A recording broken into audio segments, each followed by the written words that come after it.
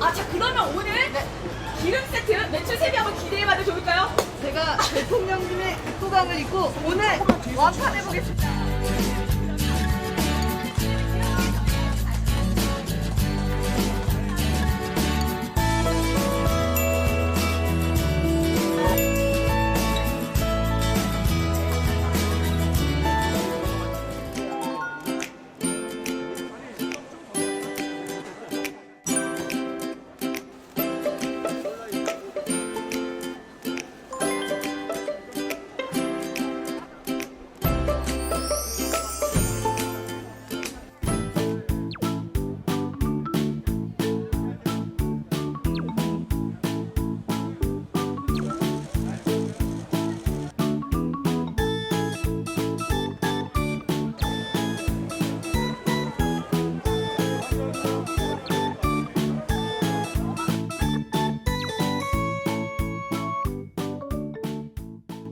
저희는 이제 교통차 배송 서비스를 운영하고 있는 배송 플랫폼 부각세 도착로고요.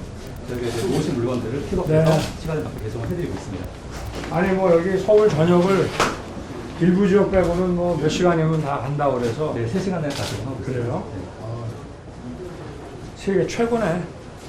일단 주문하신 물건 빠르고 안전하게 배송하겠습니다. 고맙습니다. 네. 그래, 수고해 주세요. 감사합니다.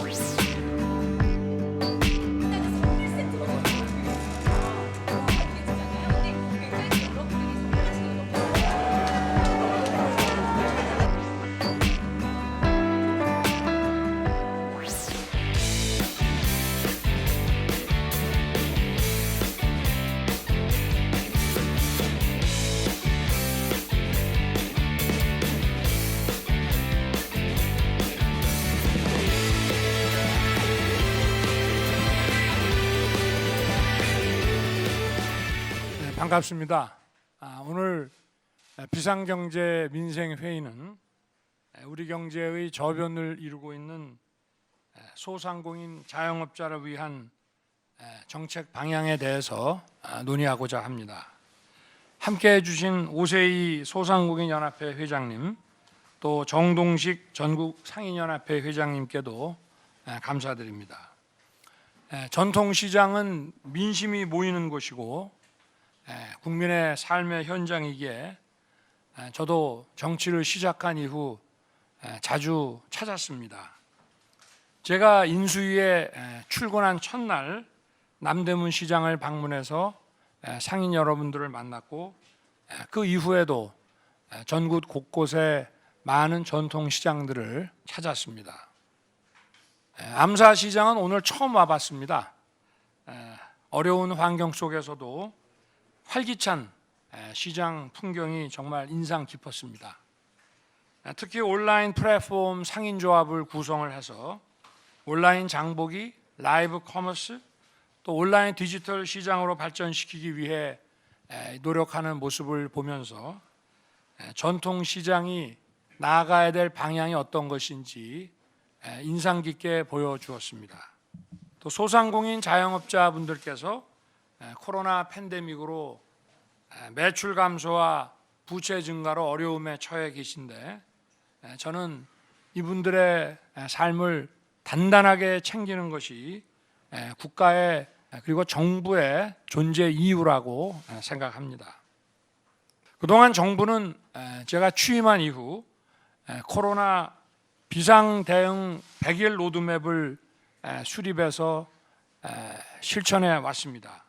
코로나 피해에 대한 소상공인의 온전한 그 회복을 지원하기 위해 정부 출범 직후 추경을 통해서 손실보전금 25조 원을 지급하고 특례보증, 융자 지원, 또 맞춤형 채무조정 프로그램도 가동해 오고 있습니다. 그러나 물가 상승과 코로나 재확산, 최근에는 이 수해까지 겹쳐서 여전히 녹록치 않은 상황입니다. 단기적으로는 긴급 대응 플랜을 통해 채무 조정과 신속한 재기를 돕고 또 중장기적으로는 경쟁력을 갖춘 기업가형 소상공인으로 거듭나도록 여건을 조성하겠습니다.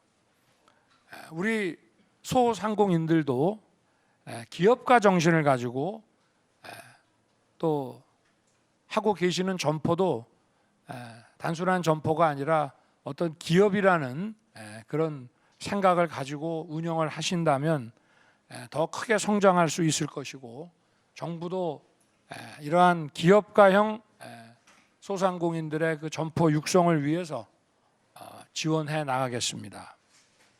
또 지역의 골목 상권들을 창의적 소상공인을 중심으로 하는 지역 명소로 키우기 위해서는 브랜드가 될 수 있는 로컬 상권, 이 로컬 브랜드가 개발되지 않으면 안 됩니다.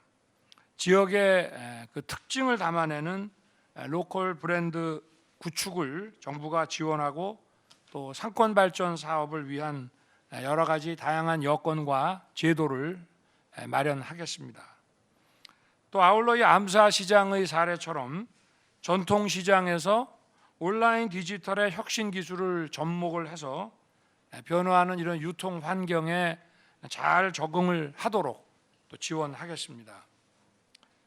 우리 소상공인 자영업자의 경우 저마다 처한 여건과 환경이 다양합니다.